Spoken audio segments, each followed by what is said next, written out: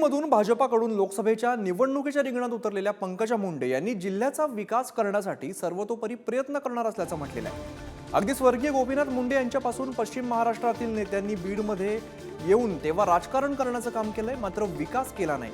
विकास स्वतःच्या जिल्ह्याचा केला आहे, सर्व थांबवण्यासाठीच आता मी काम करणार असून बीड जिल्ह्याचा विकास हेच माझं ध्येय असल्याचा पुनरुच्चार त्यांनी केलेला आहे। त्यांच्याशी संवाद साधलाय आमचे प्रतिनिधी उदय नागरगोजे यांनी। पाहूया। नेत्या पंकजा मुंडे आपल्या सोबत आहेत। तापत्या उन्हाबरोबरच काही राजकीय मुद्दे देखील तापलेले आहेत बीड जिल्ह्यात। काय सांगाल, कुठले मुद्दे तुम्हाला प्रकर्षाने जाणवत आहेत लोकांकडून? काही तापले नाही, एवढा तापता उन्हात आम्ही अत्यंत शांतपणे सभा घेतोय। तापलेले मुद्दे नाही, वातावरण मात्र तापलेलं आहे, कारण उत्साह आहे, उत्साहामध्ये ऊर्जा असते आणि त्यामुळे वातावरण तापलेलं। ताई, भाषणात तुम्ही म्हणालात की पश्चिम महाराष्ट्रातले बाहेरचे नेते येऊन बीडमध्ये जातीपाताचं राजकारण करतात आणि विकास मात्र आपल्या जिल्ह्याचा करतायत। ह्या जिल्ह्याला विकासाच्या पथावर नेण्यासाठी तुमच्याकडे काय विजन आहे आणि या नेत्यांना कसं रोखणार तुम्ही? माझ्या जनता, मला कोणाला रोखायचं नाही।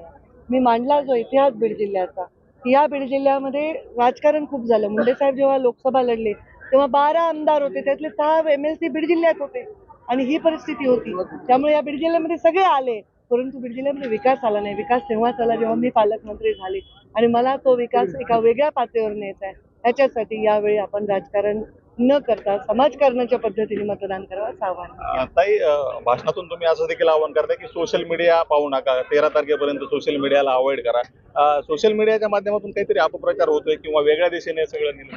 ते लोकल मुद्दे, खालचे पोरं काहीतरी म्हणत असतात स्टेजवर जाताना, त्याला ते उत्तर आम्ही देतो। कोणी म्हणतं हे, कोणी म्हटलं कमेंट केली, त्याला उत्तर येते, ते फार गांभीर्याने घ्यायचं। 7 तारखेला पंतप्रधान नरेंद्र मोदी आपल्याकडे येत आहेत, बीड जिल्ह्यात सभा घेत आहेत। गेल्या वर्षी त्यांनी भरपूर निधी दिला, बीडच्या रेल्वेचं कामही प्रगतीपथावर आहे। यावर्षी तुम्ही काय अपेक्षा व्यक्त कराल, त्यांना बीडच्या जनतेसाठी काय मागाल?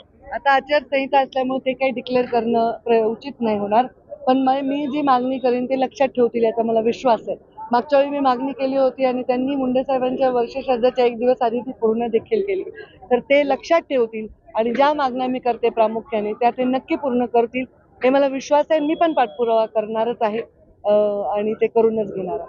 नक्कीच बीड जिल्ह्याच्या विकासासाठीच मागणी मी पंतप्रधान नरेंद्र मोदी यांच्याकडे करणार असल्याचं पंकजा मुंडे यांनी म्हटलंय। उदय नागरगोजे, पुढारी न्यूज, बीड।